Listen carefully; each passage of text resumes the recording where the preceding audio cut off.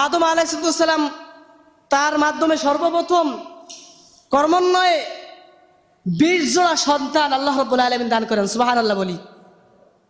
এই সন্তানদের ভিতরে জোড়া সন্তানদের ভিতরে একটা কন্যা একটা পুত্র। এদের ভিতরে সর্বপ্রথম যে জোড়া হয়েছিল এই জোড়াটা ছিল কাবিল এবং আকলিমা। কাবিল দেখতে অনেক সুন্দর চেহারাওয়ালা ছিল, তার আকৃতি অনেক ভালো ছিল, কারণ সর্বপ্রথম পৃথিবীতে যে সন্তান আল্লাহ রাব্বুল আলামিন পাঠাইলেন তাদের চেহারাটা অনেক সুন্দর হতে হবে। এবং তার বোন যে আকলিমা, এই আকলিমার চেহারা অনেক সুন্দর ছিল, সুদর্শন চেহারা ছিল। তো সেই সময়ের শরিয়া ছিল, আল্লাহ রাব্বুল আলামিন বিধান দিয়েছিলেন যে বিবাহের যে একটা সিস্টেমটা ছিল যে আগের বছরে যে জোড়া সন্তান এবং পরের বছরে যে জোড়া সন্তান, আগের বছরের পুত্র সন্তান আর পরের বছরের কন্যা সন্তান, এই দুইজনের ভিতরে বিবাহ জায়েজ ছিল। এটা আল্লাহ রাব্বুল আলামিন এই জগতে পৃথিবীতে মানুষ সৃষ্টি করবেন, মানুষকে বাড়াবেন, তার আদমের সন্তানদেরকে বৃদ্ধি করবেন বিদায় এই সিস্টেম আল্লাহ চালু করলেন যে আপনার আগের বছরে পুত্র সন্তান এবং পরের বছরের জোড়ার কন্যা সন্তান বিবাহ হবে। আগের বছরের কন্যা সন্তান পরের বছরের পুত্র সন্তান তাদের বিবাহ হবে, কিন্তু একই জোড়ার একসঙ্গে যারা দুনিয়ায় আসছে তাদের সঙ্গে বিবাহ হারাম। তো নিয়ম অনুযায়ী তাদের যখন বিবাহের উপযুক্ত হলো, আদম আলাইহিস সালাম তিনার কাছে কাবিল প্রস্তাব দেয়, ওহে আমার আব্বাজান, আমি আমার সঙ্গের যে বোন ভূমিষ্ঠ হয়েছে আকলিমাকে আমি বিবাহ করতে চাই। আমি হাবিলের সঙ্গে যে বোন হয়েছে আমি ওই বোনকে বিবাহ করব না। আদম আলাইহিস সালাম কাবিলকে বলে দিল, আমার কোনো হাত নাই, মালিক বিধান দিয়েছেন, মালিকের ইচ্ছা অনুযায়ী তোমার বিবাহ করতে হবে, তুমি আকলিমাকে বিবাহ করতে পারবা না। হাবিলের সঙ্গে তোমার যেই বোন হয়েছে ওই বোন তোমার বিবাহ করবে, তোমার সঙ্গে যে বোন তোমার আকলিমা বোন, এই আকলিমাকে হাবিলের সঙ্গে বিবাহ দিতে হবে। কাবিল মানে না, সে না করে তার পিতার সঙ্গে এক পর্যায়ে অনেক কথা কাটাকাটি করে। তখন আদম আলাইহিস সালামকে আল্লাহ রাব্বুল আলামিন শিখায় দেন, হে আদম, আপনার সন্তানদেরকে জানায় দেন তারা যেন কোরবানি করে, তারা দুই ভাই যেন কোরবানি করে। কোরবানি কোথা থেকে আসলো সূচনা দেখেন, যেই ভাইয়ের কোরবানি কবুল হবে তার সঙ্গেই আকলিমাকে বিবাহ দেওয়া হবে। আল্লাহ রাব্বুল আলামিন শিখাই দিলেন আদম আলাইহিস সালামকে। কাবিলের ভিতরে তখন অহংকার সৃষ্টি হলো, তার ভিতরে যুক্তি সে খাড়া করলো, আমি হাবিলের সঙ্গে যে বোন হয়েছে ওই বোনকে বিবাহ করতে পারবো না, আমি আকলিমাকে বিবাহ করব। আদম আলাইহিস সালাম বললেন, তোমরা কোরবানি করো। সেই সময়ের কোরবানির নিয়ম ছিল, কোরবানির যে বস্তু ওইটাকে পাহাড়ের ওপর রেখে আসবে, আর মালিক আসমান থেকে আগুন পাঠায়া যেই বস্তুকে পোড়াইয়া দিবে ওইটাই হয়ে যাবে কোরবানি কবুল, ওই কোরবানি কবুল হবে।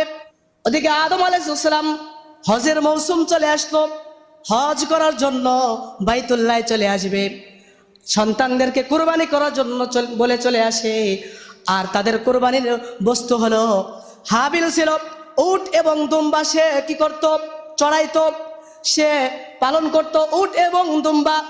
সে কি করলো, বাবার ওসিয়ত অনুযায়ী সুন্দর সবল দেখতে সুন্দর চেহারাওয়ালা উট এবং দুম্বা কুরবানি করার জন্য প্রস্তুতি নেয়। আর কাবিলের ভিতরে অহংকার, কাবিল হলো কৃপণ, কাবিল তার ইখলাস দুর্বল হওয়ার কারণে তার ভিতরে চিন্তা চেতনা, যেই ফসল পোড়ায় ভস্য করে দিবে ভালো ফসল দিয়ে দরকার কি। হাবিল কি করলো, সুন্দর পশু দুম্বা এবং উট সে বেছে নিল কুরবানি করার জন্য। আর কাবিল সে জীর্ণ শীর্ণ ফসল, যেই ফসল তো পোড়ায় ভস্য করে দিবে, ভালো ফসল দিয়ে প্রয়োজন কি।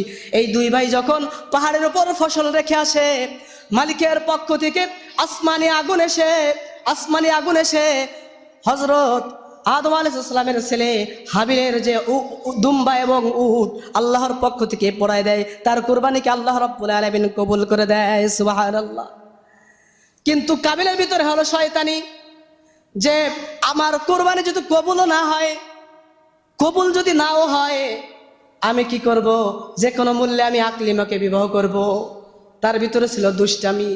ও ভাই, এই যে কুরবানি কবুল হলো না হাবিলের, কারণ তার দিলের ভিতরে কি নাই? তার দিল পরিষ্কার নাই। আজকে যদি আল্লাহ রাব্বুল আলামিন এই বিধান, এই সিস্টেম, এই নিয়ম যদি আজ আমাদের সমাজে রাখতো যে তোমরা কোরবানি করবা, তোমাদের কোরবানি কবুল হওয়ার জন্য আসমান থেকে আগুন আসবে, আগুনে পোড়ায় দিবে, তাহলে আমাদের সমাজের মানুষেরা বিপদে পড়ে যাইতো। কোরবানি দেওয়ার মানুষই পাওয়া যাইতো না খোঁজে। কি কয় কোরবানি দিব, কোরবানি দিলাম আমি গরুর গোশত খাওয়ার জন্য, সেই গোশে যদি খাবার না পারে যদি পোড়ায় দেয় তার দিয়ে দরকার কি? এজন্য পশু ক্রয় করার আগে টাকা নির্বাচন করেন এবং সুন্দর টাকা দিয়ে পশু ক্রয় করে এনেই এখানে খেলতে হবেন না। পশুর সঙ্গে ভালোবাসা স্থাপন করেন আর মালিকের সঙ্গে সম্পর্ক স্থাপন করেন। আল্লাহ, তোমার জন্য আমি কুরবানি করব, একমাত্র তোমার সন্তুষ্টের জন্য কোরবানি করব। আল্লাহ, আমার দিলের ভিতরে যেন কোনো অহংকার না আসে। আল্লাহ, তুমি আমার এই পশু কোরবানিটা কবুল করে নিও। মালিকের কাছে কান্নাকাটি করা, মালিকের কাছে রোনাজারি করা। আর এই পশুকে কি করেন, যদি পারেন, সম্ভব হয়, কিছুদিন আপনার নিজের ঘরে নিজের হাতে লালিত পালিত করেন। আপনি এই পশুকে নিজে খাওয়ান, নিজে গোসল করান, নিজে যত্ন করেন। যখন একটা সপ্তাহ এই পশুটা আপনি লালন পালন করবেন, তখন এই পশুর প্রতি আপনার একটা মহব্বত সৃষ্টি হবে, মায়া সৃষ্টি হবে। এই পশুটা যখন আপনি কুরবানি করতে যাবেন, দিলের ভিতরে কষ্ট লাগবে, আর এই কষ্টটাকে যখন আপনি জবাই করবেন, কুরবানি করবেন, আপনার কুরবানি ইব্রাহিম খলিলুল্লাহর মতো কুরবানি হয়ে যাবে। সুবহানাল্লাহ বলি। এজন্য ভাই বলতেছিলাম, কাবিল মানে না, সে আকলিমাকে বিবাহ করার জন্য কুরবানি তাদের কবুল হলো না। হাবিলের পশু আল্লাহ রাব্বুল আলামিন কুরবানি করে নিলেন, তার পশুকে পোড়াই দিলেন। কিন্তু কাবিলের ভিতরে কি আসলো? অহংকার আসলো। যদি আমি কাবিল আকলিমাকে বিবাহ করতে পারবো না, পিতা বাড়িতে নাই, হজে গিয়েছে, কি করলো? কাবিল নিজের ভাইকে নিয়ে পাহাড়ের উপর নিয়ে এসে মারতে লাগলো। কাবিল কি করলো? হাবিলকে পাহাড়ের উপর নিয়ে যায়, পাহাড়ের উপর নিয়ে যে তাকে মারতে চায়।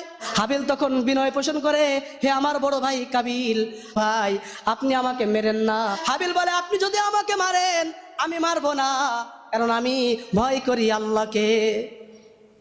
আমি ভয় করি কাকে? আল্লাহকে। আমি আপনাকে মারতে পারবো না। এক পর্যায়ে পাথর দিয়ে আঘাত করে নিজের কলিজার টুকরা, নিজের ছোট ভাইকে কাবিল পাথরে আঘাত করে মেরে ফেলে।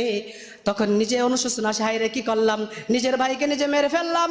আল্লাহ রাব্বুল আলামিন সঙ্গে সঙ্গে আসমান থেকে দুটি কাক পাঠাই দিল। এখন কি করবে কাবিল হাবিলের লাশকে? কি করবে? দুইটা কাক আসে, দুইটা কাক মারামারি করে, একটা কাক আর একটা কাককে মেরে ফেলে। দেখতেছে বালু কি করে খনন করে ওই জীবিত কাক মৃত কাককে মাটি দিয়ে ফেলে। এই দৃশ্য দেখে তার কি করে কাবিলের ভিতরে আসে, তাহলে আমার ভাইকে ও কি করতে হবে? এভাবে মাটি দিতে হবে, মাটি খনন করে তাকে মাটি দিতে হবে। সে হলো জালেম, জুলুমকারী। আল্লাহ রাব্বুল আলামিন তার শিক্ষক বানাই দিল একটা কাককে বানাই দিছে তার শিক্ষক। এই দৃশ্য দেখে নিজের ভাইকে দাফন করে ফেলে। ওদিকে আদম আলাইহিস সালাম হজ যখন শেষ করে বাড়িতে এসে হাবিলকে না পায়, এবার কাবিলকে বলে, কাবিল কোথায় তোমার ভাই, আমার কলিজার টুকরা সন্তান হাবিল কোথায়? কাবিল বলে, কি জানো, আমি বলতে পারি না। যে খুন করে সে নিজের খুন স্বীকার যায়নি, বিভিন্নভাবে মিথ্যা কথা বলেন। আল্লাহ রাব্বুল আলামিন আদম আলাইহিস সালামকে জানাই দেয় এবং তার ভিতরে এলেম দিয়ে দেন, তার ভিতরে জ্ঞান দিয়ে দেন। কাবিলের চেহারা ছিল অনেক সুন্দর, কিন্তু তার ভাই হাবিলকে খুন করার পরে তার চেহারাটা বড় খারাপ হয়ে যায়, কালো হয়ে যায়, সুন্দর চেহারাটা কালো হয়ে যায়। তখন আদম আলাইহিস সালাম বুঝে, হে কাবিল, তুই আমার সন্তান হাবিলকে শেষ করে দিয়েছিস, তুই তাকে কি করেছিস? মেরে ফেলেছিস। আল্লাহ তোর বিচার করবে। সে তো আকলিমাকে বিবাহ করতে পারলো না, নিজের ভাইকে শেষ করে দিল। আর আল্লাহ রাব্বুল আলামিনের আযাব তখন কাবিলের উপর আল্লাহ রাব্বুল আলামিন পতিত করে দিলেন। কাবিল পাগল হয়ে গেল, তার চুল এলোমেলো হয়ে গেল, তার মাথা এলোমেলো হয়ে গেল। এক পর্যায়ে তার সারা শরীর অসুস্থ হয়ে যায়। দুনিয়ার জমিন থেকে সে বেইজ্জতের সঙ্গে দুনিয়ার থেকে সে শেষ হয়ে যায়। ও ভাই, আমার আলোচনার উদ্দেশ্য হলো কুরবানির যে পশু ক্রয় করবেন আপনি, আপনার কুরবানির পশুটা যেন হাবিলের সঙ্গে মিল হয়ে যায়। হাবিলকে যখন কুরবানি করতে বলা হলো, তার সুন্দর টাকা, সুন্দর উট, সুন্দর দুম্বা সে কি করলো, নির্বাচন করে কুরবানির জন্য গ্রহণ করলো, সে বেছে নিল। আর কাবিল কি করলো, জীর্ণ শীর্ণ বস্তু সে কি করলো, কুরবানি দিবে। এবার আপনি আপনার টাকা থেকে, আপনি আপনার সম্পদ থেকে আপনি কি কৃপণতা করবেন, নাকি সর্বোচ্চ ভালো টাকা দিয়ে, সুন্দর টাকা দিয়ে আপনি কুরবানি ক্রয় করবেন, পশু ক্রয় করবেন? এটা আপনার ভিতরে এই হিসাব আনতে হবে, এই ফিকির করতে হবে। আপনার কুরবানি যেন মালিক কবুল করে এমন ফিকির আপনাকে আমাকে আনতে হবে।